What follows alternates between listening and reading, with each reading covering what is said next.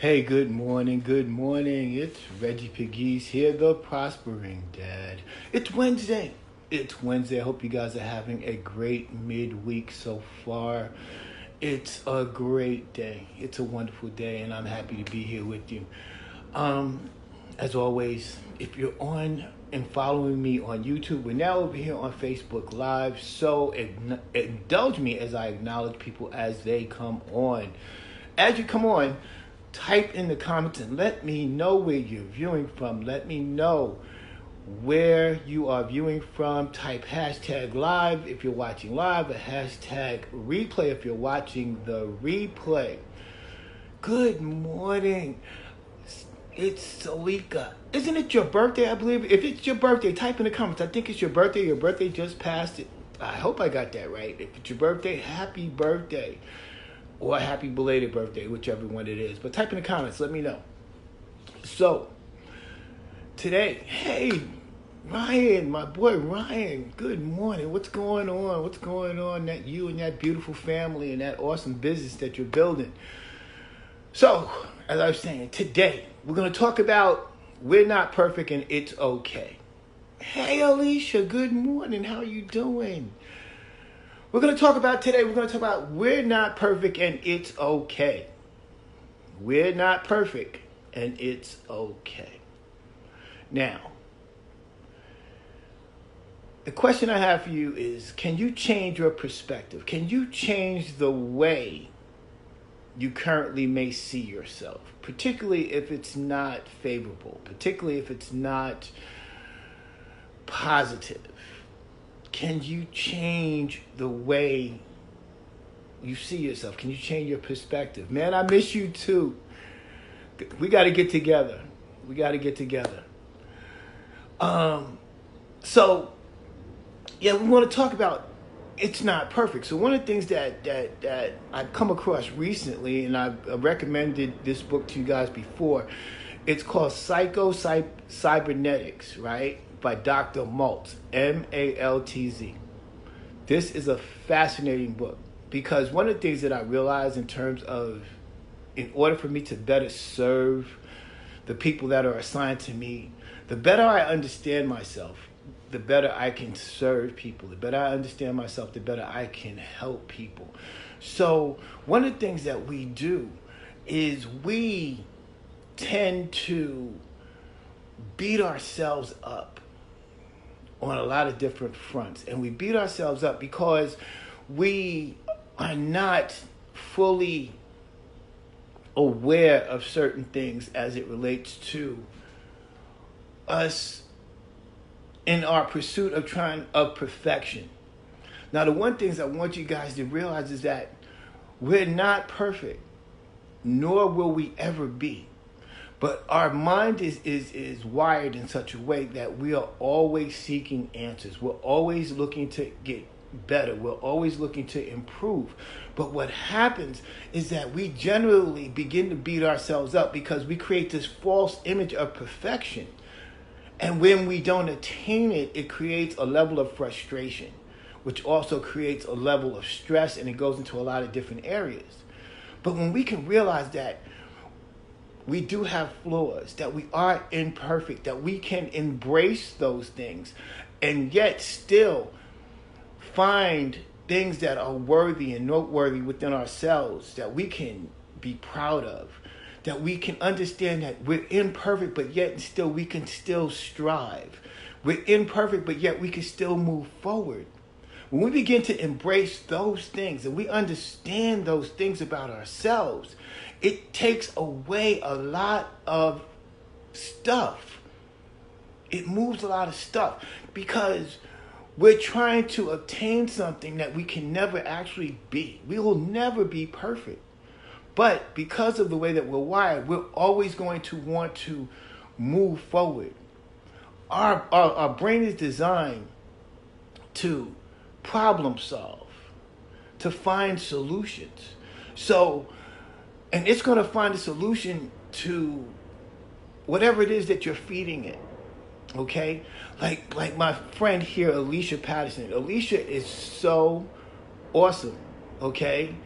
For guys, if you don't know, I want you guys to follow her on Facebook and look her up, because she has created a awesome children's program, and she's writing books, and she's doing all kinds of different things. And I know that she's had challenges along the way. We met years ago through a mutual friend of ours who is going on to be with the Lord, Fonz Magruder, right? And awesome guy. And we met that way, but we've been able through social media to stay in touch and follow each other, and the things that she's doing. I believe it's Alicia, drop in the comments, what the name of your show, but I believe it's called At the Wave. And she's doing, just phenomenal things. But she had to accept there was some stuff that she couldn't do. That she had to embrace who she was. My man Ryan is awesome. He is huge in physical fitness, and we met through a company that we both were in that he introduced me to. And he's building his brand, and he's doing great things. And he's an awesome father and an awesome husband, but he's an awesome leader. But he had to realize he wasn't perfect in some things. When I started building my businesses, and I decided that I wanted to be an entrepreneur, hey, I sucked. I really did. I was terrible. But it was being able to embrace the fact that, hey, you know what? I'm not perfect. I'm not going to get it right all the time. That I can learn more from my mistakes than I can ever learn from my successes. So I had to learn to stop beating myself up. Ryan, I thank you for the compliment, man, but you were well established well before you and I hooked up, man. And I learned just as much from you as you learned from me, and I appreciate that. But we've all had to learn to stop beating ourselves up. So that's one thing I want to encourage you guys. Those who are watching live and those who are watching the replay, I want you to understand, you got to stop beating yourself up. When you realize that you're not perfect, but you're successful in your attempt to be more than who you are today, you'll discover a freedom. You'll discover the ability to let some stuff go. You'll be able to actually start appreciating other people, because when you start seeing that, the frustration that other people are experiencing, you'll begin to understand that they're frustrated because there's some goal that they set for themselves that they didn't achieve, and by not achieving it, it created a level of frustration. So it's given me a newfound perspective on how I see things and how I deal with people. The next thing is that I want you to grasp the power of why.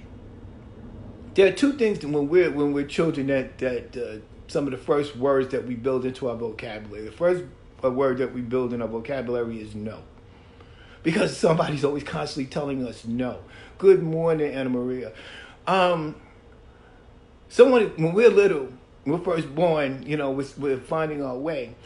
Somebody's always telling us no.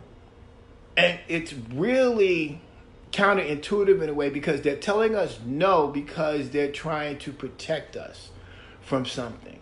They're trying to keep us from harm. But it gets so repetitive that people say no, no, no, no, no. And very subtly, we carry that into our adulthood. We carry no into our adulthood. And we also... With no, we're also told that we're put limits are put on us. Limitations are put on us, and the limitations that are put on us are not necessarily our own limitations, but they're projected on us by the limitations of the individuals that we're in contact. It could be our parents, our brothers and sisters, school. For example, in school is very limiting in terms of, if you looked at the educational system, that with the way we have been taught and the way that we learn, we're taught that if we don't get the right answer, that we're wrong, that we're penalized by that. My daughter just got her report card yesterday, which was a great report card. And, there was some, places where she improved, places where, she had some slippage. But I had to learn that, generally, I remember my parents, if you didn't get, hey, Selena, good morning, if you didn't get like crazy grades or whatever their expectations were, then, you got chastised for that. But I had to learn. I said, listen, in dealing with her mind, if I want to really pour into her the things that I'm learning, to give her a great self-image, to have her think of herself as valuable, I had to learn to come at it a different way. Do you address issues? Absolutely. But then you have to be able to be encouraging and say, hey, well, listen, we can get better here, we can get better there, but overall you did great. And you asked why. When you learn to ask the question why of yourself. For example, there's a million different things that we can be annoyed about at any given moment. Any given moment, we can be annoyed about a million different things. But I'm learning, and I hope that you guys get this, that ask yourself why. When something gets on your nerve, instead of, you're going to react to it initially. Because oftentimes our emotions get ahead of our rational thinking. But you can say, hey, well, why did I get upset about that? Why do I feel this way about this? Why did I think that? Why did I do that? And when you get into that habit of asking yourself why, it helps you with self-revelation. It helps you to build self-awareness. It helps you to grow. And more importantly, then when you start asking that question why, when you encounter certain things, certain people, certain vibes, certain energies, you'll start asking, well, why is this possible?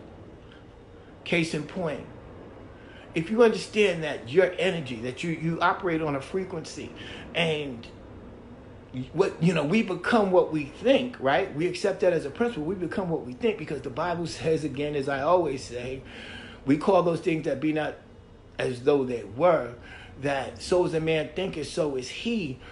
It tells us that we have a level of responsibility and power, that what we send out into the universe is exactly what's going to come back. So when we ask ourselves, well, why is my life a certain way? Well, what are you sending out? What's the message that you're sending out? Good morning, Selena. What are you sending out? What are you creating? What's the energy? Because you could turn that around. You could stop telling yourself, no. That's the power of why. You can stop telling yourself no. Oftentimes when we're confronted with something, a new opportunity, the first thing that our mind wants to say is, no, I can't do that. Or no, I can't be happy. Or no, I can't be healthy. No, I can't be prosperous. No, I can't. No. And here, when we do that, our brain immediately shuts down. It shuts down, because if we're saying that no is the premise, then our subconscious mind no longer is pressed to find a solution. And if we're solution orientated, if we're solution driven, when we say no, that's like putting the brakes on. I mean, if you ever drove a car that had an emergency brake, it's very difficult to drive a car when the emergency brake is on. You can drive the car, it'll still go, but there's resistance, and you'll burn up the brakes and it'll cause problems for the car. So stop telling yourself no. Stop telling yourself no. Ask yourself, why can't I do this? How can I do this? I'm booking a vacation for my daughter, right? And to go to Universal Studios this summer. When I initially put that out there in the universe as a thought, I had, because of conditioning and practice, I said, hey, you know what? My mind wanted to say, you can't do that. You don't have the money. You don't there's a whole bunch of different reasons. But I had to turn around and say, well, why can't I go? And then start asking myself, how can I? How can I do this? So when you get great ideas, before you kill it, just ask yourself, how can I do it? It may not work out, but ask yourself, how can I do it? How can I achieve this? How can I change my life? How can I change this habit? How can I have a better relationship? How can I have a better job? How can I? Instead of just automatically saying no and turning your brain off. Good morning, doorbell. Good to see you. Lastly, we all have triggers, right? Years and years ago, I used to smoke cigarettes, right? Years and years ago, I picked up that nasty habit when I was living in Europe. And I had to learn we all have triggers. Now, a trigger is something that causes you to have an emotional reaction to something. For me, say for example, if I had coffee, it would trigger my urge to have cigarettes. Okay? So I had to learn my triggers. Or we all have triggers. Somebody might say something to us or energy, or we might feel a certain vibe, and it might trigger a certain emotion or reaction or response from us. So know your triggers. And when we embrace and understand all these things, then it helps us to understand that we're not perfect and it's okay. You can change your perspective anytime you want because you have a power of thought. Stop beating yourself up. You know, we seek completion. We want to be perfect, but we will never be that. But it's okay that we'll always want to be more. Stop telling yourself no. Good morning, Sheila. Good to see you. Stop telling yourself no and learn your triggers. What sets you off emotionally, physically? What sets you off? So guys, I went a little long today. I hope you guys got some tremendous value out of today. I have an announcement. I will not be here on Friday. As you know, I'm very, very big into self-development. And this Friday, I am going to be in a 3-day conference, Wealth Builders Conference, Friday, Saturday, and Sunday. And so I will be dropping a video because I'll be showing videos from the event. But this regular broadcast, I will not be doing it on Friday, all right? So I just wanted to let you guys know that.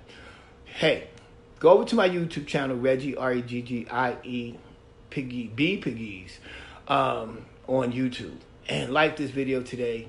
Like any video that you watch on my channel. If you're not a subscriber, hit the subscribe button so as I upload new content, you'll be the first to know. Hit the notification button here so you can join me Mondays, Wednesdays, and Fridays, 10 a.m. Eastern. Like and share this video today because somebody needs this word today. So, we're not perfect. It's okay. Learn to embrace your flaws and imperfections and get that monkey off your back. Okay? Guys, it's a wonderful Wednesday. I hope it's great where you are. Have a great day, and I will talk to you again soon.